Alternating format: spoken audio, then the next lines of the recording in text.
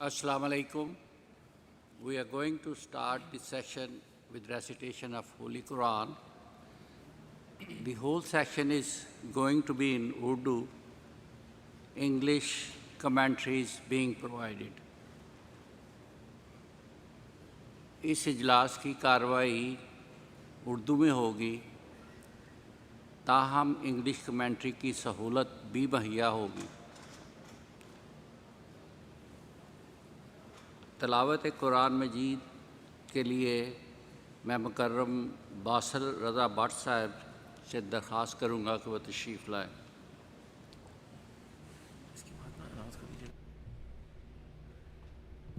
अस्सलामु अलैकुम वरहमतुल्लाहि वबरकातुहू। मैंने पहले कहा था भी प्रोवाइडेड। أعوذ بالله من الشيطان الرجيم.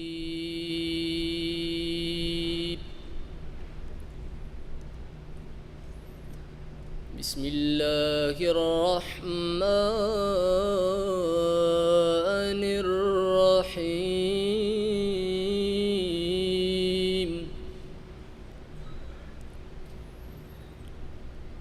أتل ما أوحي إليك من الكتاب وأقم الصلاة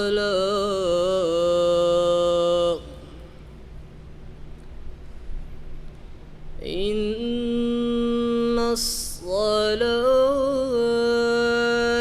تنهى عن الفحشاء والمنكر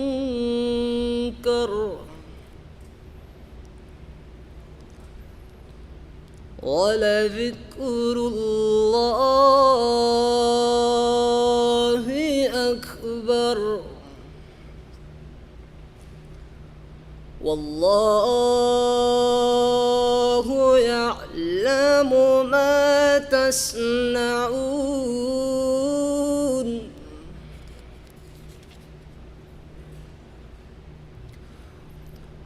ولا تجادلوا أهل الكتاب إلا بالتي هي أحسن إلا الذين ظلموا منهم وقولوا آمنا بالذي أنزل إلينا وقولوا آمنا بالذي أنزل إلينا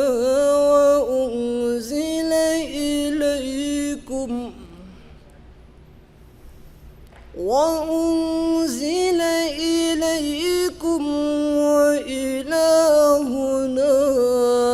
وإلهكم واحد ونحن له مسلمون.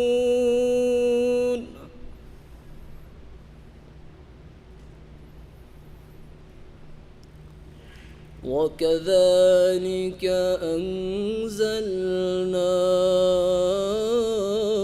إليك الكتاب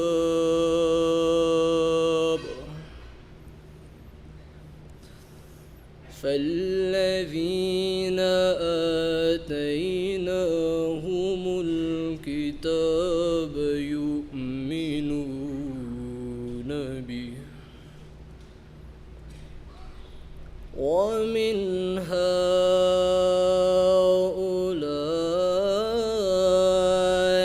من يؤمن به وما يجحد بآياتنا إلا الكافرون.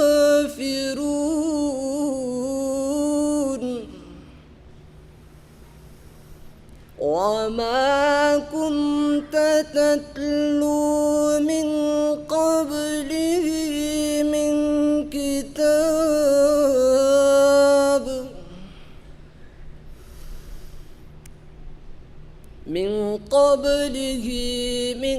كتاب ولا تخطه بيمينك إذا لارتاب المبتلون بل هو آيات بينات في صدور الذين أوتوا العلم وما يجحد بآياتنا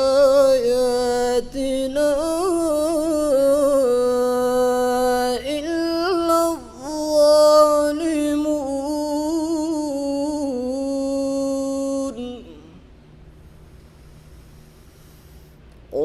وقالوا لولا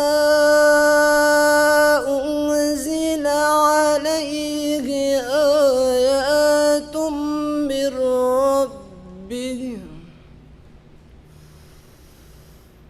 قل إنما الآيات عند الله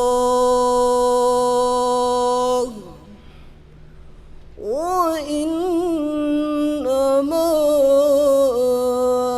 أنا نذير مبين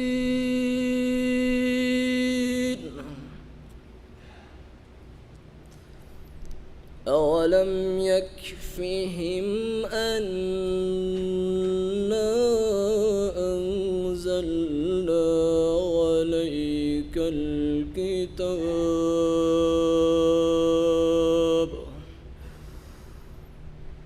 عليك الكتاب يتلى عليهم إن في ذلك لرحمة وذكرى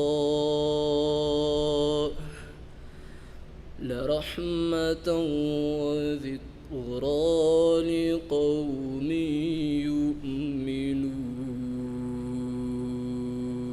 يؤمنون جزاكم الله. Akmallah. English translation is being provided.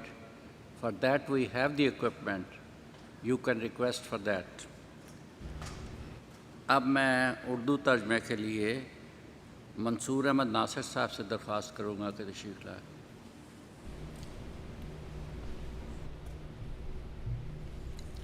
अस्सलामु अलैकुम वरहमतुल्लाहि वबरकातुहू। बिस्मिल्लाहिर्रहमानिर्रहीम। सूरह अल-अनकबूत की आयत 46 तक 52 की तिलावत आपके सामने पेश की गई। अब इन आयात का उर्दू तर्जमा बयान फरमूदा हज़रत खलीफतुल मसीह सानी अल-मुस्लिह मऊद रज़ियल्लाहु ताला अन्हु पेश खिदमत है। मैं अल्लाह का नाम लेकर जो बेहद कर्म करने वाला और बार बार रहम करने वाला है पढ़ता हूँ।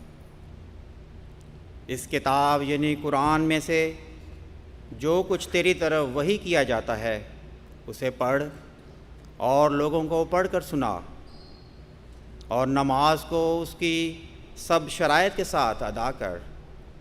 यकीनन नमाज सब बुरी और नापसंदीदा बातों से रोकती है, और अल्लाह की याद यकीनन और सब कामों से बड़ी है, और अल्लाह तुम्हारे अमाल को जानता है।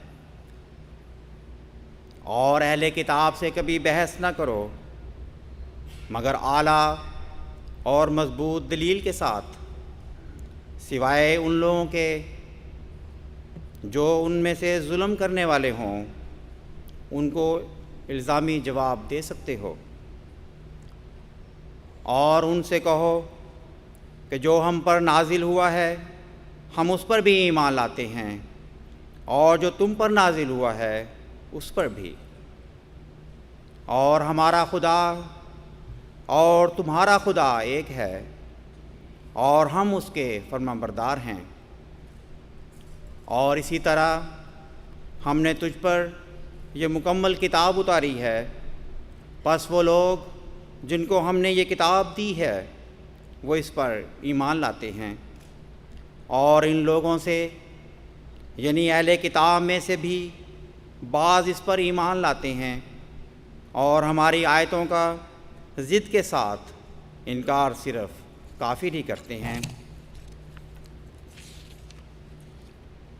اور اس قرآن کے نازل ہونے سے پہلے تو کوئی کتاب نہ پڑھتا تھا، نہ لوگوں کو سناتا تھا، اور نہ اسے اپنے دائیں ہاتھ سے لکھتا تھا۔ اگر ایسا ہوتا تو جھٹلانے والے شبہ میں پڑ جاتے۔ مگر یہ قرآن تو کھلی نشانیاں ہیں ان لوگوں کے دلوں میں جن کو علم دیا گیا ہے، اور ہمارے نشانات کا ظالموں کے سوا کوئی انکار نہیں کرتا۔ اور وہ کہتے ہیں کہ کیوں اس کے رب کی طرف سے اس پر کوئی نشانات نہیں اترے؟ کہو کہ نشانات تو خدا کے پاس ہیں، جب وہ فائدہ دیکھتا ہے اتارتا ہے، اور میں تو ایک کھلا کھلا ہوشیار کرنے والا ہوں۔ کیا ان کے لیے یہ نشان کافی نہ تھا کہ ہم نے تجھ پر ایک مکمل کتاب قرآن کو نازل کیا جو انہیں پڑھ کر سنائی جاتی ہے؟ اس امر میں مومنوں کے لیے تو بڑی رحمت اور نصیحت کے سامان ہیں۔ تفسیر صغیر صفحہ 521 تا 522۔ جزاکم اللہ۔